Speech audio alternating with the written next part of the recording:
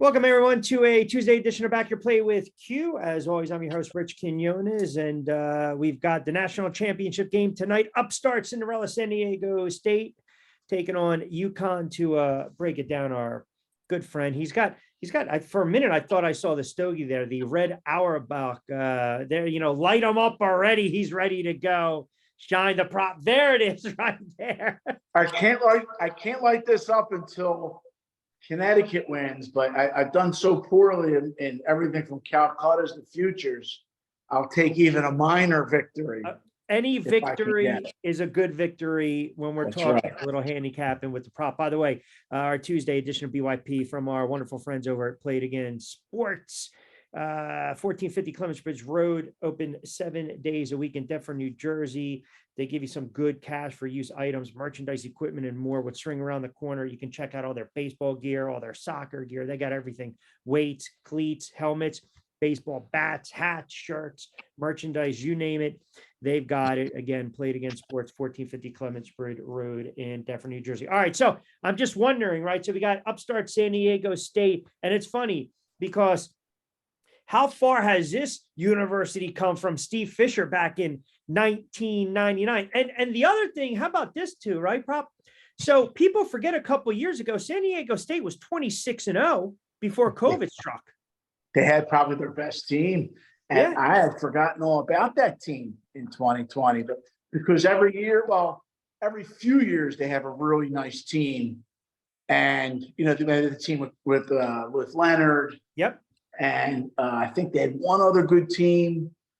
And then, of course, the 2020 team, they get kind of lost in the shuffle because you figure, well, they'll play in the tournament, see what kind of matchup they get. If they get past the second round, then you start to pay attention. Right. But yeah, I didn't realize that they were royally screwed from 2020, more than probably almost anybody else. I think so. And listen, this is still a team that, they get to their first ever Elite Eight. Obviously, the Final Four, you had the big shot late from Butler. I mean, man, if you're Florida Atlantic, you're going to be kicking yourself. You're up 14 with under 14 to go in a Final Four game. And I get it. Great run. I understand that. But sometimes those opportunities, they just, it's, hey, Marino gets to the Super Bowl a second year. I'm going to be there 7 more times. And it never happens, right? So you feel bad for the kids. They did everything they need to do defensively. I think Butler only had 9 points in the game, but obviously he had the biggest shot in university history. Box out is probably the key to say. I mean, Barkley mentioned it a couple times. Is there's no reason to lose a rebound on the foul shots. Yeah. Just box out. I think they lost 3. And I think Matt Bradley grabbed at least 2. They might have lost 4 because it seemed like I think Bradley grabbed at least 3 off of missed foul shots. And, they were all San Diego State was terrible from the line. Yes. But they got the rebound. So they turned those missed shots into extra possessions and then a couple times extra points. And I mean, I thought San Diego State was done, was absolutely cooked until they stopped. They didn't know. I understand 1 or 2 bad bounces on a free throw, but you're in position. Yeah, you have to grab that rebound. It's awful. And that comeback, again, they were starting to get some good spacing, and they were knocking down a lot of 3-point shots as well. They're going to need that tonight against UConn, right? UConn's been a covering machine. They've been blowing the doors off people. I didn't think Miami stood a chance, to be honest. I'm not Monday morning or Tuesday morning. Sure. Quarterbacking. I just think they're so deep because of their guard play. I know open at 6, 6.5, 7. I saw 7.5. If you were able to, depending upon what side of the fence you're leaning, if you caught it at 6, great. If you're going with San Diego State 7.5, okay. I just look at this game and I don't know if this is more of, when we look at the line, let's just say, for instance, someone catches it at 7.5, right? Is that more recency bias of the fact that UConn blew out Miami and San Diego needed a bucket late to beat FAU? Or did Vegas, they get this number right? Well, I think initially, when it first opens, the limits are a little bit smaller across the board everywhere. if you like UConn, I think you tried to grab it as quick as possible. If you know that, I mean, just gauge how they were, what their line was against other like teams, other similar seeds, not similar seeds, but similar strength teams at San Diego State. So you knew it was going to be right around 6 or 7. So if you liked UConn, you wanted to grab anything that was under 7 that you could. And if you like San Diego State, I think you could have waited for that initial hit, because it was a 7.5 or a few 7.5s, depending on where you looked. I think those early 7.5s were floating around yesterday. Yep. You know, now I see basically 7. So it's come down a tick. I think the line is right around where it should be. San Diego State's a good team. They're not a great team. Right. UConn's a very good team, and they've played unbelievably great. Remember, early in the year, they beat everybody, and then they had a little bit of a bad stretch. Yep. You know, they looked like they were going to be number 1. They were going to be a 1 seed going away.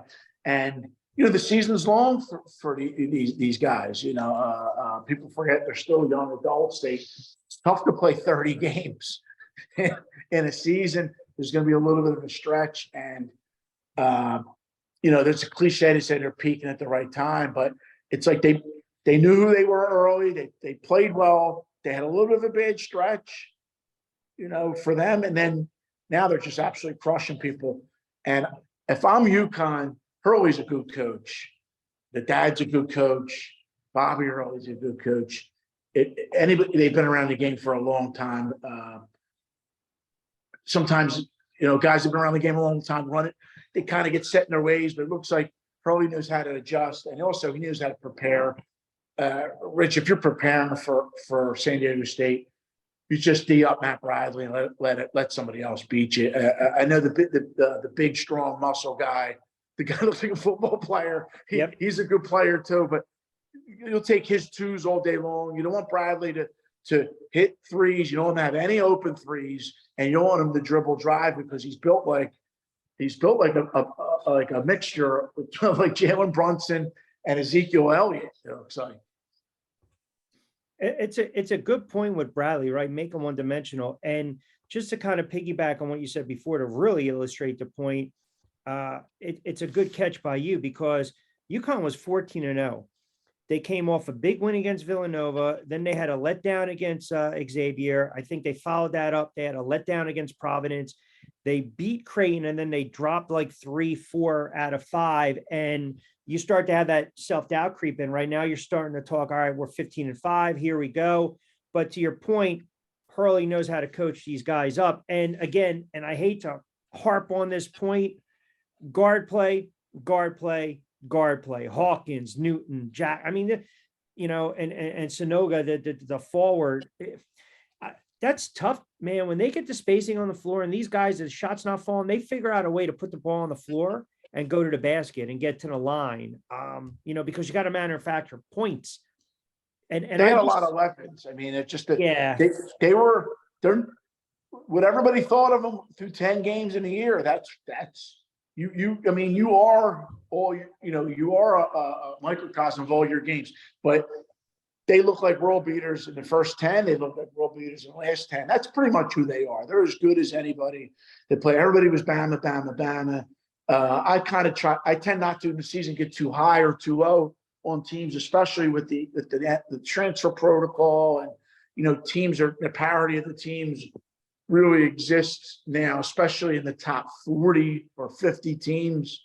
But UConn is good, and as good as San Diego State is defensively, you can really give them problems if Bradley can't score. And if you look to Florida Atlantic game, you know, he came out on fire. 3 threes, or 2 threes, 3 shots in a row, with hands in his face, and he was kind of on fire. I think he had 11 points through like 5 minutes, and then they didn't run any plays for him. Yeah. Butcher didn't run any plays for him. And like, I just think when a guy gets hot like that, keep hammering it and keep hammering him down.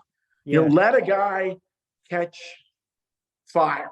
Let's see if he can make 6. You see what the girl did in the girls' game off the bench. Yeah. Yeah. I mean, she was hitting backers, and Yep. some people they're streaky shooters.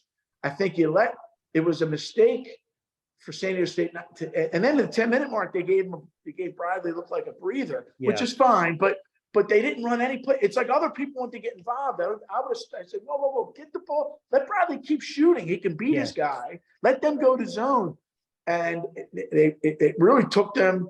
It hurt San Diego State. I mean, ultimately they ended up winning, but I think if that happens, if I'm UConn, I don't even let him get started. Yeah, but but see, that's the other thing, right? I can't recall a team that made it this far to national championship game. Well, let's be honest. They're like yeoman-like players on the roster. Like, no one sits there. No one on this roster, I would be scared of scoring 25 points tonight. I wouldn't. This is not, and there's no young, this is not going to be a Toby Bailey in 95 stepping up and scoring 16. To your point, you shut down Bradley, and you almost get the sense if San Diego State can't weather that early storm, right? And you get to that first TV timeout, it's a 14-6 type of game or 14-4. All of a sudden, a couple misses. Now you're looking at 21-8, 23-10, and you're going to, and then it's going to be a rout. It's going to be a blowout. Like, they need to weather that early storm. They can't panic, and I don't think they can't go point for point with UConn. They just can't, right? If that makes sense. They can't go up and down the floor and try to match them. There's no way that happens. If they do, they're going to play like the way San Diego State likes to play. Possession for possession, keep the score down, try to limit the athletes. Ugly, grind it out. Limit transition. It's really their only hope to win. And it's going to be, if that happens, it's going to be like that UConn Butler game from like 10, 11 years or whatever. It was like an awful game, a weird year.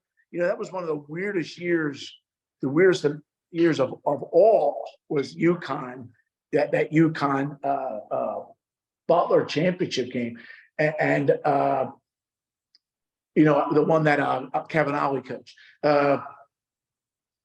San Diego State wants to play that game. I don't think they'll play for a little while, but Hurley's no dope. He's going to tell every one of his guys, run, get out, get to the hole, get bit. And I wouldn't be surprised if it comes out 21-8, 21-11, 24-12, something like that. And then all of a sudden you go to the bathroom and get something to eat, and it's 48-24.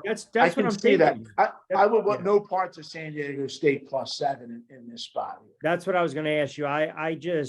I think whether it was 6, 6.5, 7, 7.5, I think UConn is at least 12 to 15 points better. And we've seen in championship games where a team just gets so overwhelmed. It's like a young fighter stepping up in weight, right? Stepping up in class, and all of a sudden, boom, they get shellacked the first couple rounds, and it's inevitable, man. They're just on fire.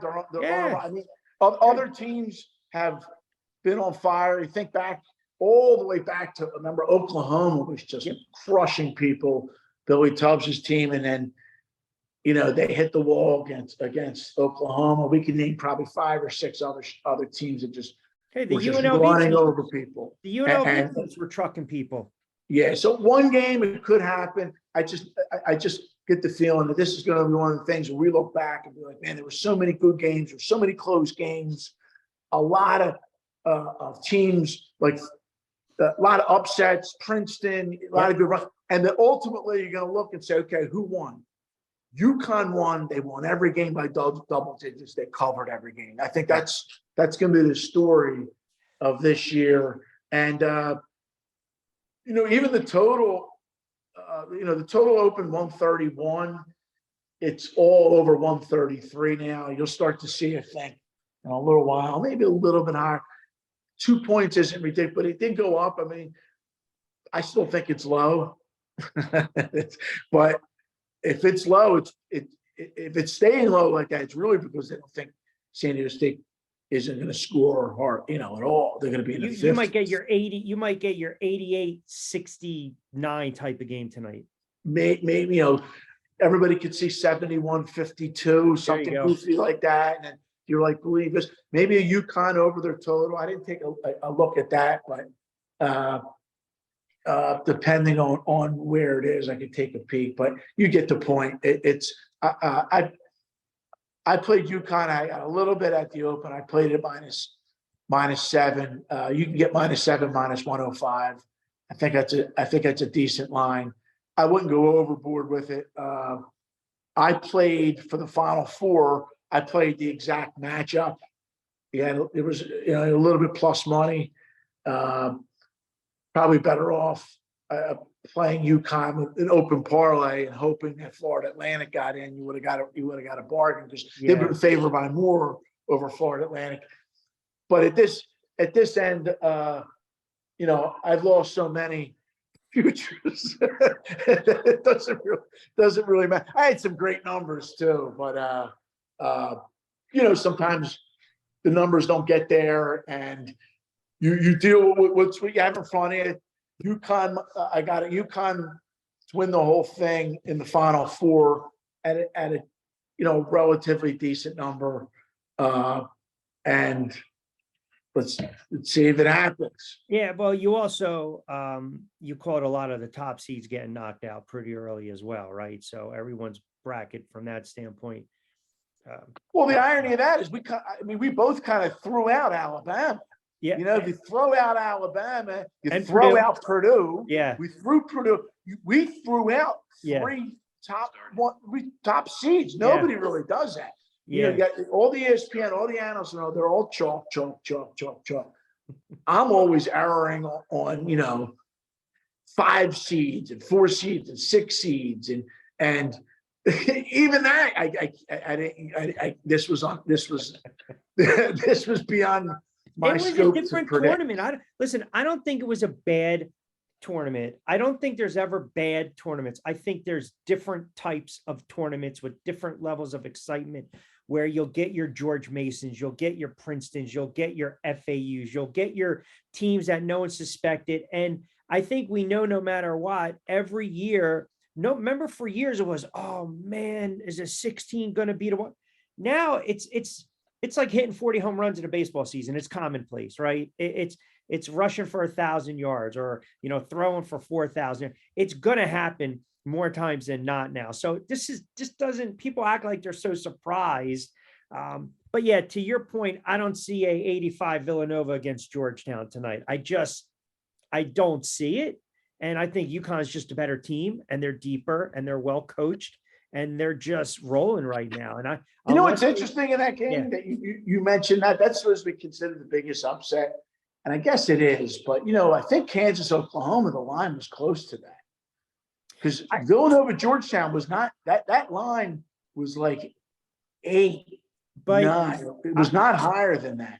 Remember, what was the X factor, right? What was the big thing going into that Final Four? You had 3 Big East teams, and then you had Memphis, and you had St. John's, right? So the big thing was no one can stop Patrick Ewing. That was it. And then you get Harold Jensen, you get Pigney, right? Pigney and Harold Jensen, I think, what was he? 7 of 7, whatever the hell he was. Yeah, I mean, they didn't miss a shot. They didn't. And they still only won by 2. So, or 2 or 4, 2, whatever. 2. But it was like 66. That shows you, Georgetown, I mean, for the people that are younger, even younger than 40, don't understand it. That team, they were stacked.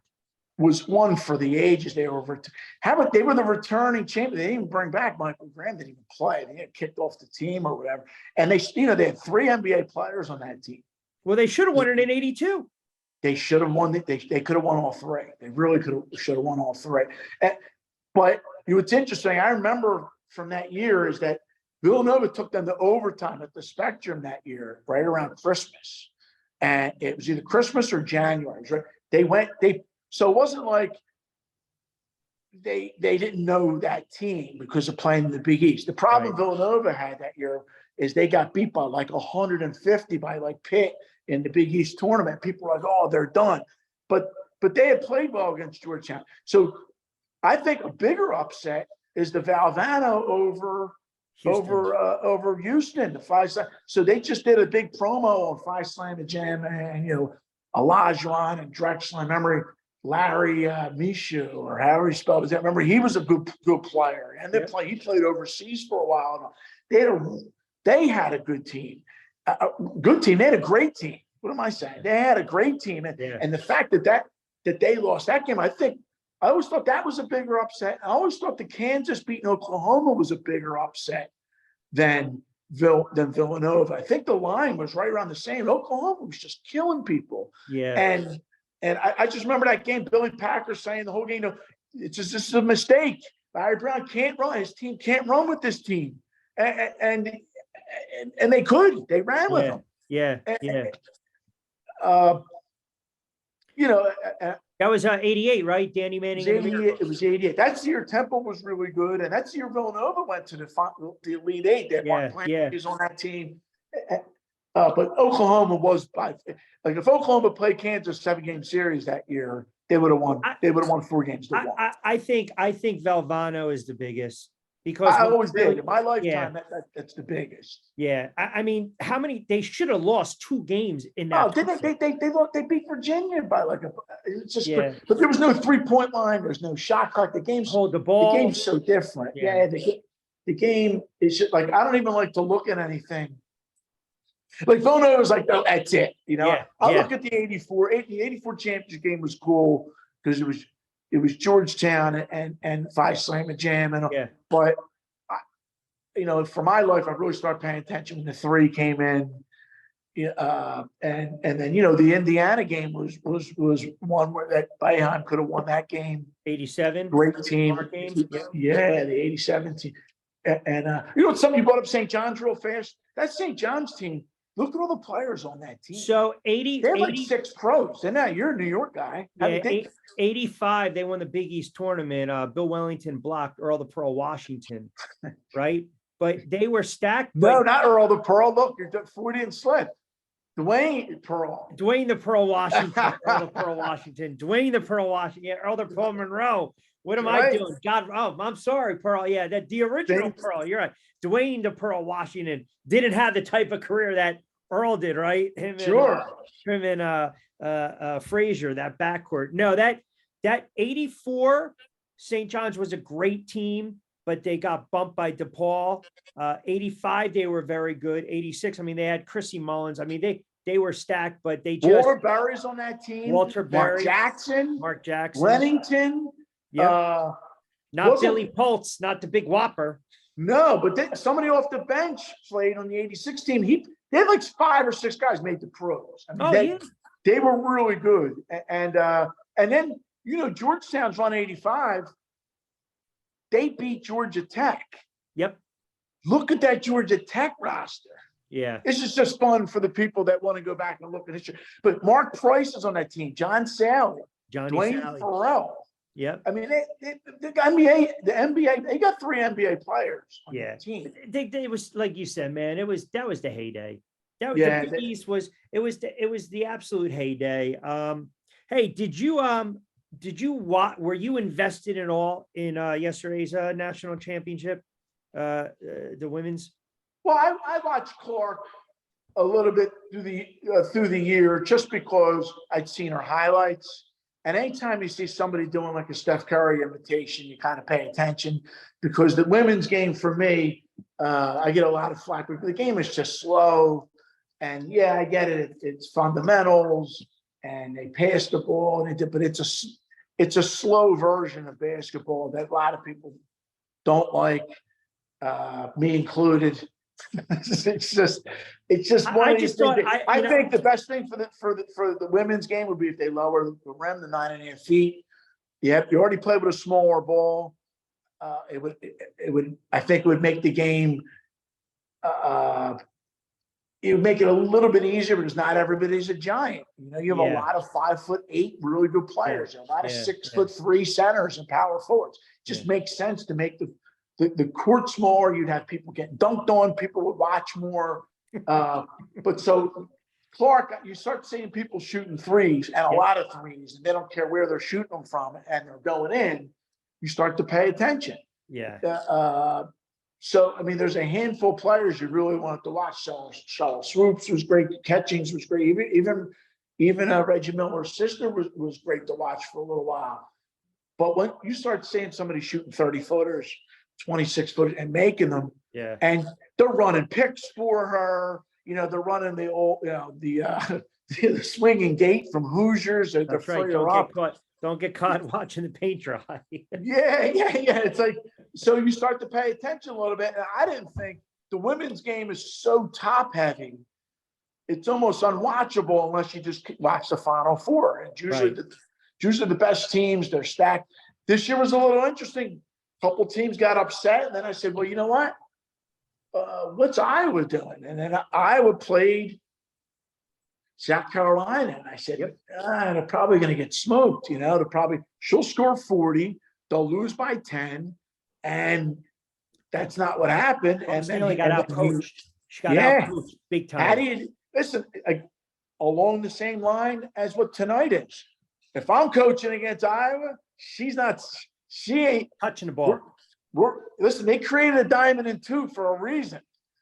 She ain't scoring on me. I don't care if the other girls got wide open threes. They're going to beat me. Kate and Clark ain't beating me. Yeah. And you saw what LSU did. They played great defense, and they still needed, an unconscious effort from the girl off the bench.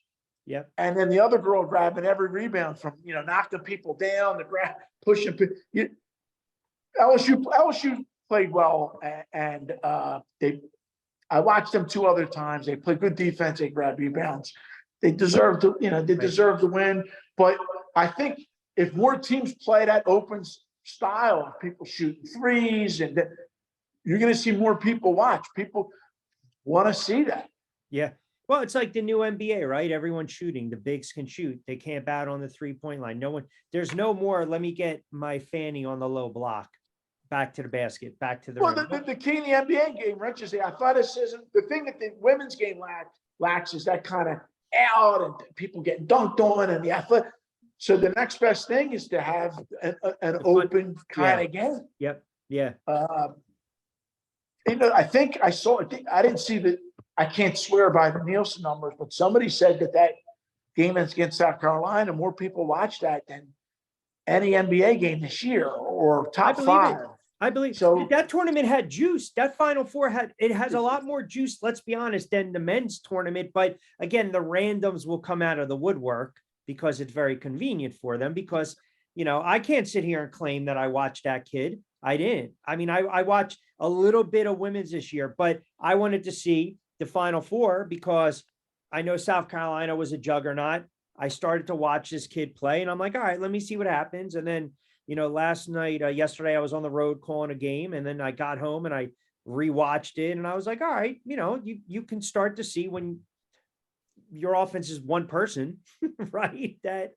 That's how the game's going to turn out, which it might, it might happen tonight, as we talked about. Professor Shine, join us. Tuesday edition of BYP. Rich Quinones is here. Don't forget, from our good friends over at Played Against Sports, 1450 Clemensburg Road in Deptford, New Jersey.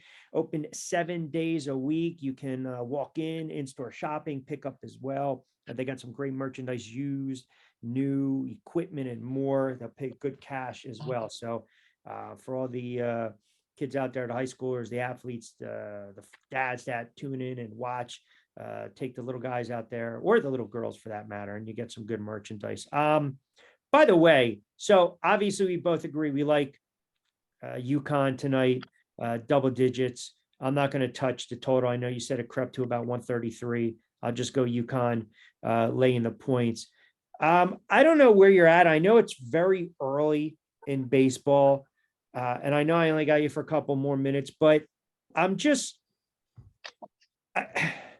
there's a reason that not that I go against the grain, but I'll go a handful of teams and I'll just hammer their win total. And one of them were the Philadelphia Phillies. I took the under this year because I thought they were going to take a step back. Now I know Harper's going to start hitting off the tee. So hopefully he comes back before the All-Star break, but you see right there with their starting pitching, I mean, and the relief pitching and the bullpen, the issues once again, I for the life of me can't see this team winning 90 games. I just don't think they have the makeup. I still think the Braves are going to be the best team in the NL East. I think they win the division. And, we saw the Mets get waxed today, and I still got some issues and concerns with the Mets. Where are you with the Phillies? Well, like the NFL, there's too many, the totals are too high. Of course they are. Team. If you add up all the totals, it's impossible. There's just too many wins. There's more wins than there are games. So you have some teams that are just absolutely inflated. Some are kind of inflated. I think the Phillies are one of those teams that are kind of inflated. 87 and a half, 88, 89, 86, right in that range. It's still it's a little high. Plus, add in all the quirks and the changes now to the playoffs, to the speed up of the game. If you throw everything in a pot, it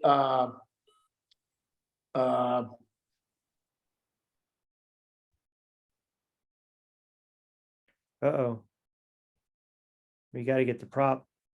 He just knocked out on us, which means he's going to have to dial back in. We'll wait for him to dial in. He was giving us good stuff. I guarantee I know what happened. I guarantee I know what the prop did. He probably touched something. He probably pressed a button. I know exactly what he did. I'm telling you, when he comes back on and we get the visual and we get the audio, I know exactly what he did. He probably touched a button because now it's somebody called me. That's horrible. You need to let them know. It's got to be a do not disturb. I forgot to hit it. Somebody probably called me to find out who I played tonight. And I don't even we don't even get the video anymore right now, man. We don't even get the cigar smoke. Oh, what the heck? I'm not on the video? No, you're like a movie premiere. We get the black screen for the next minute. Well, I'll answer the question. I agree with you with the Phillies. I think the total's too high. I played under. I had 3 unders. I've really hit. Actually 4 I hit, but I hit Marlins under. Okay. I hit Phillies under. Yep. I hit White Sox under. So did I. I did the White Sox. Yeah, I hit the White Sox under. And I took a flyer on the Padres under. I just think there's certain. The Padres is not. I just got a decent number of that. It was just too high in the 90s. I don't think we're going to see anybody win 104, 105 games, 101. And I think the way with the playoff structures open now, because the playoff structure is a little bit different, teams can kind of coast. I think now they're not going to try to go for records. Plus, I also think people underestimate injuries. You get injuries, and a team that's right there, about to, they think they can win 82, 83 games. All of a sudden, you get one injury, they're going to win 65 games. Yeah. That's kind of where I am with the. It's a similarly in the NBA. I took a bunch of unders, and I'm going to get, I think, 3 of the 5. And I took a giant bet on the Hornets not to make the playoffs. And I laid like 3-1, which it should have been like 6-1.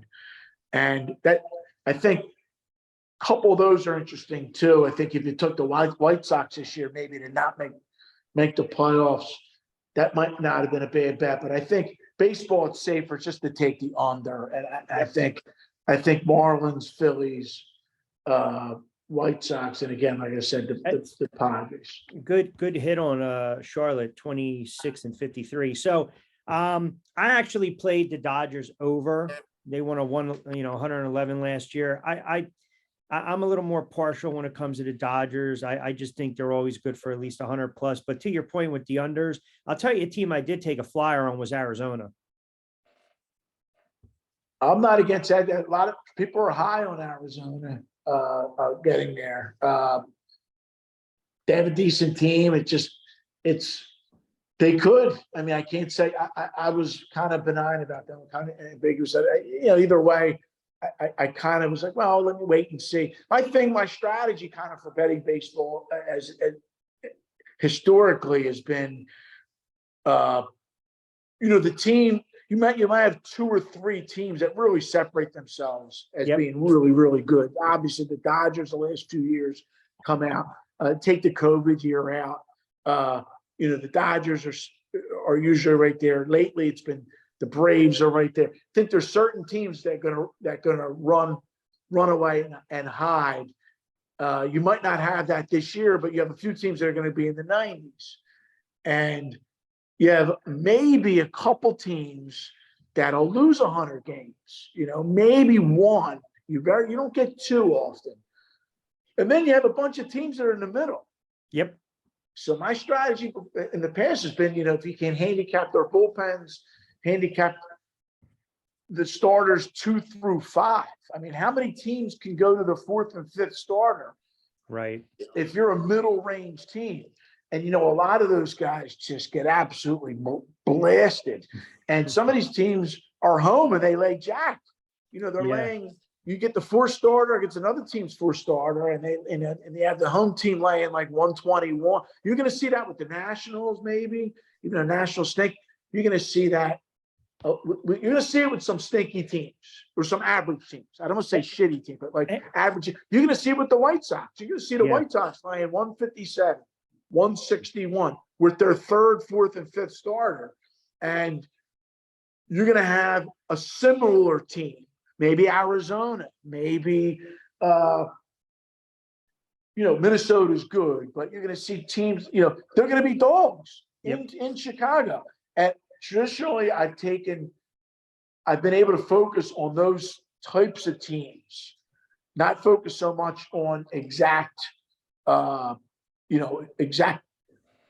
who's exactly starting. Although starting pitching obviously is great, but if you can get away from that first starter, you see my point. Everybody's kind of in the middle, and nobody really runs away there. You end up win, lose. But if you're taking 128 juice, 117 juice, 108 juice, it's not a bad strategy. It's difficult for teams now to show themselves. Sometimes you have to wait until maybe 3rd week of April, maybe even, the last week of April.